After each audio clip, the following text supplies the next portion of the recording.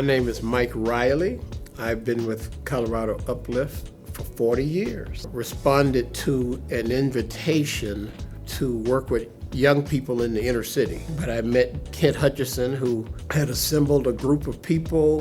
I think Dr. Williams from the Inner City Health Center and Ted Travis, Neighborhood Ministries, and some other people. And they were going to do a job training program that summer. They were going to be working with students from Manual High School. The project was called Getting It All Together at that time, and I got excited and decided to get involved. Kent had been working overseas in the Philippines, and so they were working with university students and really had a tremendous impact. So when he came back to the United States after 12 years, in 1982, he wanted to do something here.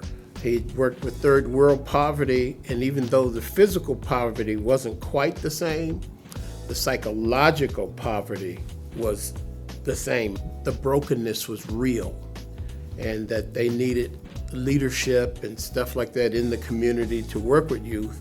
And so he got involved in a program, and it was called Steps to Eliminate Poverty. So he came to Denver to kind of build something like that here. He looked up some of his old high school friends. He played football. He actually won the Golden Helmet Award, which is kind of like a high school version of the Heisman Trophy.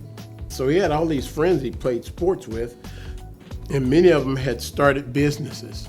He went to them to seek their support. I've heard them say, I wrote a check and thought he would go away, but he didn't, and he wanted more involvement from them to get their friends involved. And so those initial board members brought in their friends, people from all over who wanted to do something, who recognized there was a problem. They didn't know what to do about it, but here was a solution that was working, and lives were changing.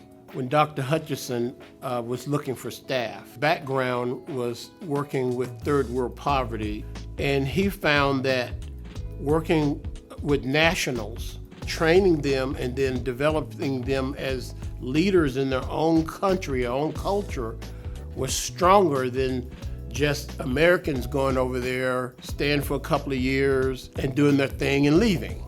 He said, but the people that live there, people who own that culture, they don't leave, and they have a lasting